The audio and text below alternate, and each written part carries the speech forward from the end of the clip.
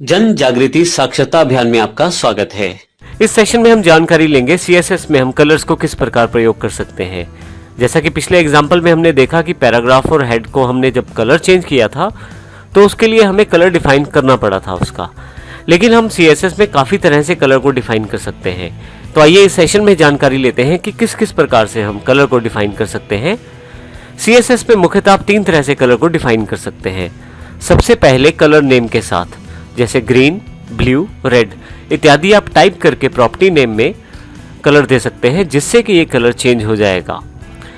दूसरा तरीका है RGB की वैल्यू के साथ। इसके लिए हम RGB फंक्शन का प्रयोग करते हैं। RGB में रेड, ग्रीन और ब्लू कलर को मिलाकर कॉम्बिनेशनल कलर तैयार किया जाता है। इसमें यदि आप यहां ध्यान दें तो RGB फंक्शन है, सबसे पहली जो वैल्यू आप देते हैं जो यहाँ पर रेड कलर की दी गई है वो रेड की वैल्यू है। 0 से लेकर 255 के बीच में आपको रेड कलर देना होता है। 0 का मतलब बिल्कुल रेड कलर नहीं है और 255 का मतलब रेड कलर को पूरा प्रयोग किया गया है। इसी तरह से कोमा देकर दूसरा जो कलर है वो ग्रीन कलर देना होता है। इसमें फिर से 0 से लेकर 255 तक वैल्यू देनी है। इसमें भी 0 का मतलब बिल्कुल ग्रीन कलर नहीं है और 255 का मतलब पूरा का पूरा ग्रीन कलर का प्रयोग किया गया है। तीसरा कोमा का पश्चात हमें कोमे के पश्चात फिर से ब्लू कलर की जानकारी देनी है। इसमें भी 0 से लेकर 255 के बीच में वैल्यू देना है। अब यहाँ यदि आप ध्यान दें तो RGB में अभी यहाँ पे 0 कलर है रेड के लिए और 0 कलर है ब्लू के लिए, परंतु ग्रीन के लिए 255 कलर दिया गया है। इसका अर्थ यह है कि यदि मैं ये कोड प्रयोग करूँ तो मेरे पास हरा कलर अवेलेबल हो जाएगा जहाँ पे मैं इस कलर को प्रयोग करूँगा। हमारे पास इसके पश्चात एक और तरीका है कलर को डिफाइन करने का, वो है हेक्साडेसिमल वैल्यू के साथ। हम हेक्साडेसिमल के कलर कोड्स के द्वारा भी कलर को डिफाइन कर सकते हैं। इसमें मुख्यतः हेक्साडेसिमल कलर कोडिंग का प्रयोग किया जाता है, जिसमें हैश के साथ उस पर्टिकुलर कलर कोड को प्रयोग किया जाता है। यहाँ पे इम्पोर्टेंट बात यह है कि कौन सा मेथड फॉलो किया जाए। आप अपनी वेबसाइट बनाते समय किसी भी मेथड को फॉलो कर सकते हैं जो आपके लिए कन्वीनियंट रहता है। यहाँ पे ये बताना ज़रूरी है कि हेक्साडेसिमल कोड्स को अगर आप यूज़ करते हैं, क्योंकि हेक्साडेसिमल कोड्स इजी रहते हैं कॉपी करने के लिए, पेस्ट करने के लिए, और इसके साथ साथ काफ़ी सारे इमेज एडिटर्स भी हेक्साडेसिमल कोड्स में काम करते हैं। तो काफ़ी सारे वेब डेवलपर्स या वेब डिज़ाइनर्स इन हेक्साडेसिमल कोड्स का प्रयोग करते हैं। इसी के साथ RGB वैल्यूज़ को आप आसानी से मैनिपुलेट कर सकते हैं जावास्क्रिप्ट के साथ। तो यदि आप स्क्रिप्टिंग के साथ ज़्यादा काम करते हैं तो RGB कोड्स का प्रयोग कर सकते हैं। सबसे इम्पोर्टेंट बात यह है कि आप तीनों में से किसी भी तरीके का प्रयोग कर सकते हैं, और चाहें तो एक वेबसाइट के अंदर अलग अलग जगह पे अलग अलग तरीका भी प्रयोग कर सकते हैं। अर्थात यदि आपको सिर्फ लिखना है तो आप कलर को नाम लिख के प्रयोग करें।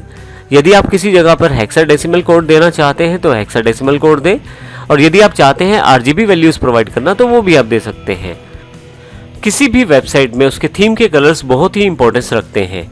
तो यहाँ पे ये भी ज़रूरी है कि जब भी आप अपनी वेबसाइट के लिए कलर्स का चुनाव करें तो उसकी थीम के अनुसार हो। इसके अतिरिक्त हमारे पास कुछ वेब रिसोर्सेज भी अवेलेबल हैं जिनके द्वारा हम कलर सेटिंग्स को आसानी से जान सकते हैं, कलर कोडिंग को आसानी से प्रयोग कर सकते हैं, और इसके अतिरिक्त हेक्साडेसिमल कोड्स को भी प्राप्त कर सकते हैं।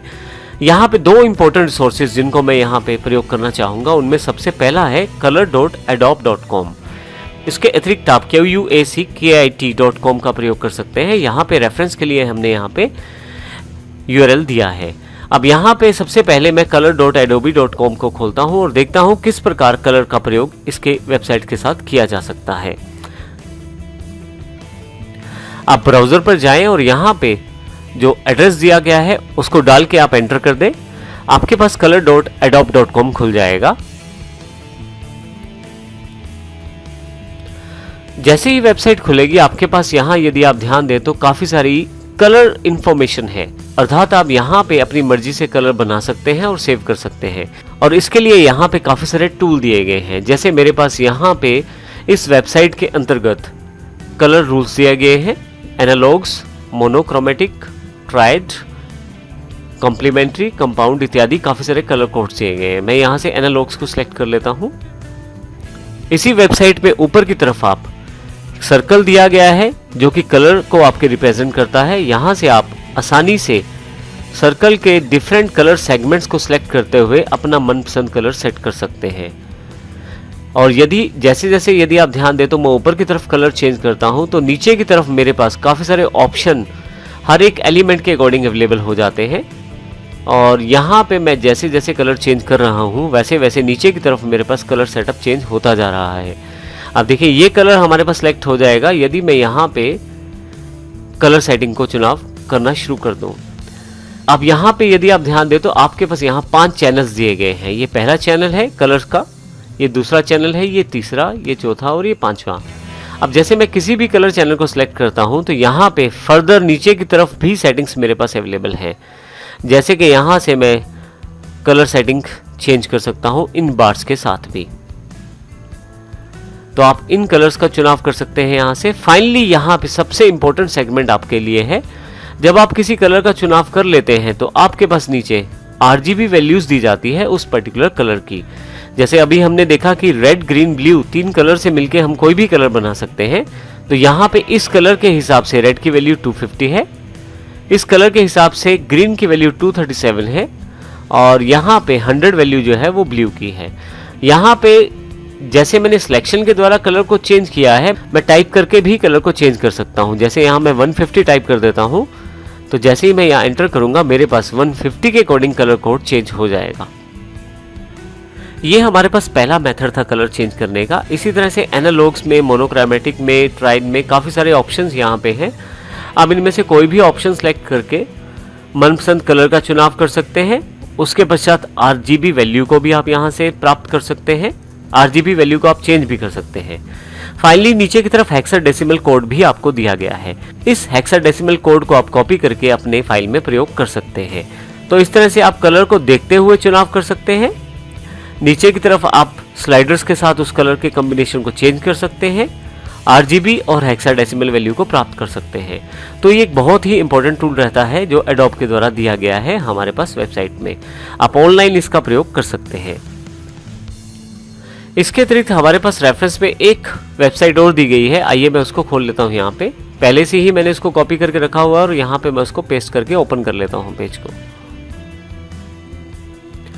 आप यदि इस वेबसाइट में देखें तो सबसे अच्छी बात यह है कि आप यहाँ पे आसानी से अपने पहले से डिफाइन कलर कोडिंग को चेक कर सकते हैं। यहाँ पे हर कलर को हेक्साडेसिमल और डेसिमल कोड के साथ और उस कलर के नाम के साथ रिप्रेजेंट किया गया है। जैसे यहाँ पे हेक्साडेसिमल कोड दिया गया है पर्टिकुलर कलर का, उस कलर का नाम भी उसके साथ अवेलेबल है। और यदि आप RGB वैल्यू चाहते हैं तो वो भी यहाँ पे दी गई है। अब यहाँ पे यदि आप देखें तो पहला वैल्यू R को अर्थात रेड को, दूसरा G अर्थात ग्रीन को और तीसरा ब्लू को रिप्रेजेंट करता है। तो इस प्रकार आप यहाँ से कलर कोड को सेट कर सकते हैं। आप चाहें तो आसानी से यहाँ से कलर कोड कॉपी भी कर सकते हैं। इस वेबसाइट की सबसे खास बात यह है कि यहाँ पे पहले से ही कलर को बना कर दिया गया है, अर्थात आप देखते ही चेक कर सकते हैं कलर कौन सा है। तो सबसे अच्छी बात ये रहती है कि बने बनाए कलर में आप चूज करें और उसका कोड आप कॉपी करके अपनी वेबसाइट में पेस्ट कर सकते हैं। तो इस प्रकार आप इन वेब रिसोर्सेज का यूज करते हुए आसानी से कलर कोड्स को प्राप्त कर सकते हैं। इसके अतिरिक्त यदि आप google.com पे जाते हैं और सर्च करते हैं तो काफ़ी सारी जानकारियाँ आपको वहाँ से भी प्राप्त हो सकती हैं। तो इस प्रकार हमने इस सेशन में सीखा कि किस प्रकार हम वेबसाइट के लिए कलर का चुनाव कर सकते हैं, कहाँ से हम कलर नेम को प्राप्त कर सकते हैं या उसका हेक्साडेसिमल कोड या उसका कलर कोड जो कि RGB में हो उसको प्रयोग कर सकते हैं।